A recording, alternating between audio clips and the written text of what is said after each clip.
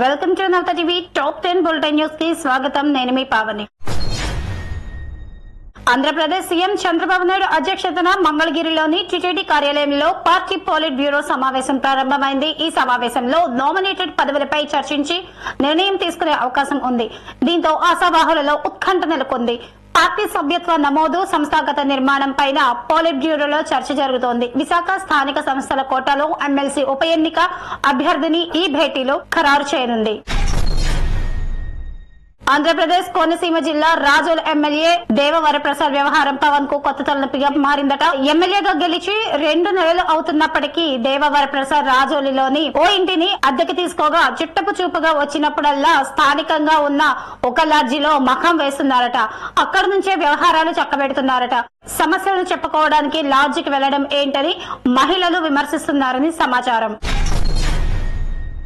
తెలంగాణ హుస్నాబాద్ నియోజకవర్గంలోని ములకనూరు రైతు వేదిక సదస్సులోని మంత్రి పొన్నం ప్రభాకర్ పాల్గొన్నారు. రైతుల వ్యవసాయ ఆధార అనుబంధ పనుల వల్ల ఆర్థిక అభివృద్ధిపై మంత్రి పొన్నం దిశానిర్దేశం చేశారు. రైతులకు పాడి పశువుల ద్వారా ఆవులు, గేదెలు, నాటుకోళ్ల పెంపకం, చేపల పెంపకం, ఆయిల్ ఫార్మ్, డ్రాగన్ ఫ్రూట్స్, మామిడి, జామ, బత్తాయి, నిమ్మ, కొబ్బరి, మునగ, దానిమ్మ తదితర పంటలపై రైతులకు అవగాహన కల్పించనున్నారు. ఇక సంగారెడ్డి జిల్లాలో అన్ని ప్రభుత్వ మెడికల్ కళాశాలను రాష్ట్ర వైద్య ఆరోగ్య శాఖ మంత్రి దామోదర రాజనరసింహ సందర్శించారు. స్థానిక మాజీ ఎమ్మెల్యే జగ్గారెడ్డితో కలిసి మెడికల్ కళాశాలలో వసతులను ఆయన పరిశీలించారు. కళాశాలకు వచ్చిన మంత్రికి స్థానిక సిబ్బంది ఘన స్వాగతం పలికారు. మెడికల్ కళాశాలలో వైద్యం చేయించుకుంటున్న రోగులతో మంత్రి మాట్లాడారు.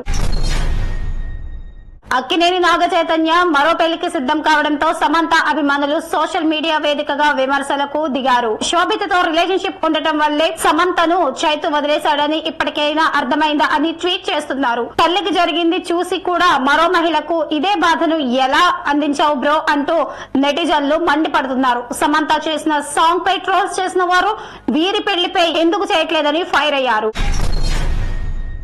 భారతీయ రైల్వేలో ట్రాక్ సేఫ్టీ కోసం SKL 30 టెన్షన్ క్లాప్ ఫీచర్ తో అధునాతన ఫ్యాషన్ తీసుకొస్తున్నట్లు కేంద్ర మంత్రి అశ్విన్ వైష్ణవ్ తెలిపారు.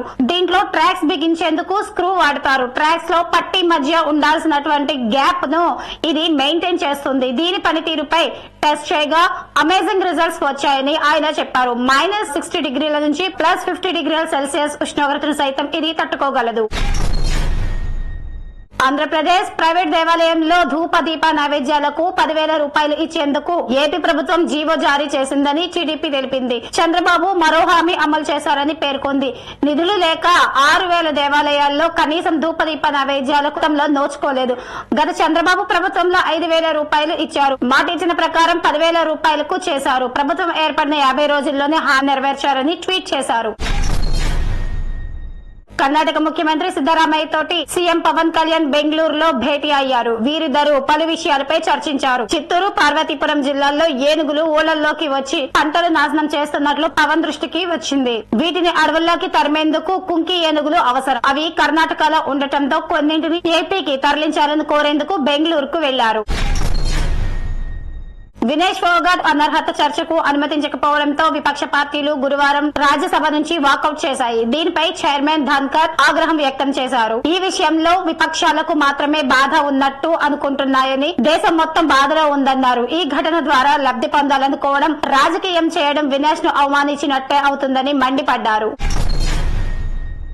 కృష్ణానదిలో వరద ఉధృతి పెరగడంతో నాగార్జున సాగర్ అన్ని గేట్లు ఎత్తివేశారు. మొత్తం 26 గేట్లలో 22 గేట్లు 5 అడుగులలో 4 గేట్లు 10 అడుగుల మేర ఎత్తారు. దీంతో ప్రాజెక్ట్ నుంచి దిగువకు 2.69 లక్షల నీటిని విడుదల చేస్తున్నారు. సాగర్ పూర్తి స్థాయి నీటి నిల్వ సామర్థ్యం 312 టీఎంసీలు కాగా ప్రస్తుతం 289 టీఎంసీల నీరు నిల్వ ఉంది. ఇది వాళ్ళ టాప్ 10 బులెటిన్ న్యూస్. మరో టాప్ 10 బులెటిన్ న్యూస్ లో మళ్ళీ కలుద్దాం.